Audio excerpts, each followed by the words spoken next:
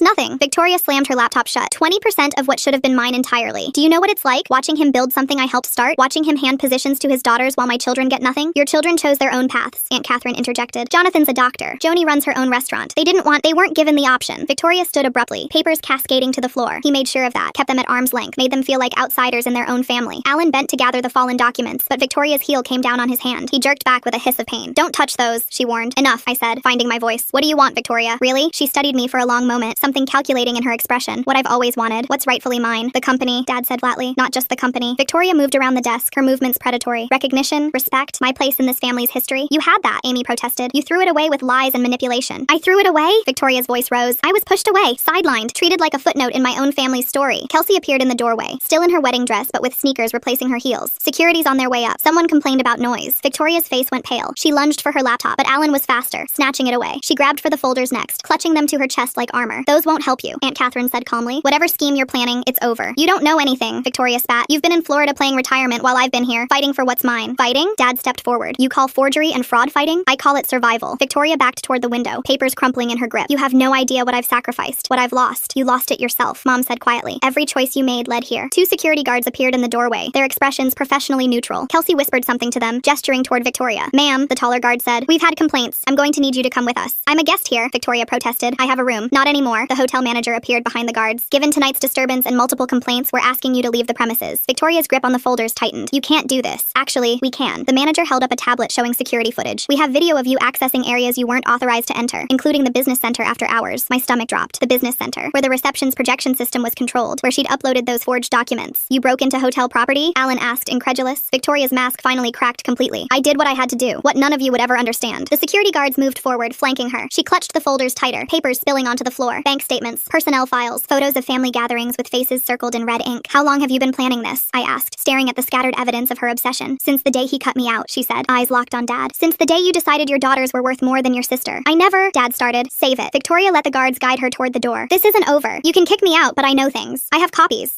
You have nothing, Aunt Catherine interrupted, except a future explaining yourself to authorities. Victoria jerked against the guard's hold. You wouldn't dare. Try me. Aunt Catherine's voice was steel. I've been patient for 40 years. That ends tonight. The guards escorted Victoria out, her protests echoing down the hallway. We stood in the wreckage of her room, surrounded by evidence of months, maybe years, of planning. Alan knelt to gather more papers, wincing as he flexed his injured hand. Let me see, I said, taking his hand gently. A purple bruise was already forming where Victoria's heel had connected. It's fine, he said, but let me examine it anyway. We need to go through all of this, Dad said, surveying the mess. See what else she might have planned. Tomorrow, Mom said firmly. Tonight, we rest, we process, A crash echoed from the hallway. We rushed out to find Victoria on the floor, her ankle twisted at an unnatural angle. The security guards knelt beside her, one already calling for medical assistance. Don't touch me, she screamed, trying to crawl away. This is assault. I'll sue everyone. The hotel, the family, everyone. Ma'am, you need to stay still, the guard said. You fell. We were barely touching you. Liar! But her movement sent fresh pain across her face. My ankle. The EMTs arrived within minutes, professional and efficient. They stabilized her ankle while she continued threatening lawsuits, her voice growing hoarse. As they loaded her onto a stretcher, she locked eyes with me. This is your fault, she hissed. All of it. If you hadn't lied about your engagement, none of this would have happened. You're right, I said quietly. I lied, but you chose how to respond. You chose to forge documents, to break into systems, to try to destroy your own family. My family destroyed me first, she said as they wheeled her away. The hallway fell silent. Hotel guests peered out from cracked doors, drawn by the commotion. The manager apologized profusely, offering comp rooms and free breakfast. We declined, too exhausted to care about amenities. I'll stay and deal with the room, Dad said, gesturing to Victoria's open door. Make sure nothing important disappears. I'll help, Alan offered, but I tugged him back. Your hand needs ice, I said, and we need to talk. We left Dad and the hotel manager to sort through Victoria's abandoned schemes. The elevator ride to my floor passed in silence, Alan cradling his bruised hand against his chest. In my room, I wrapped ice in a towel while he sat on the bed, watching me with an unreadable expression. Quite a night, he finally said. Not exactly typical wedding reception entertainment. I pressed the ice to his hand, sitting beside him. I'm sorry she hurt you. Physically or emotionally? He attempted a smile. Because I've had worse on both counts. This is serious, Alan. She could have broken your hand, but she didn't. He adjusted the ice with his free hand. And honestly, getting stepped on by your aunt is probably the least weird thing that's happened to us. Despite everything, I laughed. Our relationship timeline is insane. Fake engagement, real feelings, family fraud scheme, villain revelation, and now what? Now we figure out what normal looks like, he said. Without contracts or crises or crazy aunts, do we even know how to do normal? Only one way to find out. He set aside the ice, taking my hand with his uninjured one. But first, I need to tell you something. My heart stuttered. If this is where you reveal you're also committing fraud, I might scream. No fraud. Just, he took a breath. I didn't turn down Seattle this morning. The words hit like cold water. What? I wanted to, planned to, but when I called, they'd already filled the position. He squeezed my hand. I spent 3 days paralyzed by indecision, and it cost me the job. Alan, I'm so sorry. Your loans will get paid eventually. That's not the point. He met my eyes. The point is, I hesitated because I was scared. Not of staying, but of admitting why I wanted to stay. Why did you want to stay? You know why. His thumb traced circles on my palm. The same reason you cried over wedding cake. The same reason we broke our own rules. Because somewhere in all the pretending, we forgot we were pretending. So what do we do now? Now, he pulled me closer. Now we stop pretending altogether. No more contracts, no more rules, just us, figuring it out as we go. That terrifies me, I admitted. Me too. He pressed his forehead to mine. But I'd rather be terrified with you than safe with anyone else. A knock interrupted whatever I might have said. Amy's voice carried through the door, urgent and strained. Angelica, you need to come back upstairs. Now. We found them in Aunt Catherine's room, crowded around her laptop. Dad looked pale. Mom gripped his arm, and Amy gestured frantically at the screen. What's wrong? I asked. Victoria sent emails, Amy said, to the entire client list, board members, investors, everyone. My legs went weak. Alan steadied me as I leaned over to read the screen. The email was lengthy, detailed, and devastating. Victoria had laid out her version of events. My fake engagement, the money she claimed I'd stolen, the family's supposed corruption, but worse, she'd attached documents. Some forged, some real, all damaging when presented without context. When? I asked. Scheduled send, Dad said grimly. Set to go out at 3 a.m. We have, he checked his watch, 12 minutes. Can we stop it? Not from here. Alan was already pulling out his phone. But I know someone who might help. He dialed quickly, speaking in rapid technical terms I didn't understand. The minutes ticked by with agonizing slowness. Mom paced. Amy refreshed the email constantly. Aunt Catherine sat perfectly still, her expression unreadable. Got it, Alan said suddenly. He's in. He's trying to access the server. Is that legal? Mom asked. Do we care? Amy shot back. Alan's friend worked frantically on the other end of the line. We watched the clock, holding our breath. 2:57, 2:58, 2:59. Done, Alan announced. Emails deleted from the server. Crisis averted. The room exhaled collectively. Dad sank into a chair, head in his hands. Mom rubbed his back while Amy high-fived Alan. We're not done, Aunt Catherine said quietly. Victoria won't stop. Not after tonight. Then what do we do? I asked. We protect ourselves, Dad said, raising his head. First thing Monday, we audit everything. Every account, every transaction, every document she might have touched. I'll help, Alan offered. My IT friend owes me favors. We can trace her digital footprint, see what else she might have planned. And I'll handle the legal side, Aunt Catherine added. My lawyer has been begging for something interesting. This is going to get ugly, Mom warned. It already is, Amy pointed out, but we're together. That's what matters. We stayed in Aunt Catherine's room until dawn broke over the city. Plans were made, strategies discussed, alliances strengthened. By the time exhaustion forced us to our beds, we had a battle plan. Alan walked me to my room one last time. So much for our normal first date, he said. Please, normal is overrated. I kissed him softly. Besides, we've already survived fake engagements and family fraud. Everything else should be easy. I love your optimism, he said, completely unfounded, but adorable. I love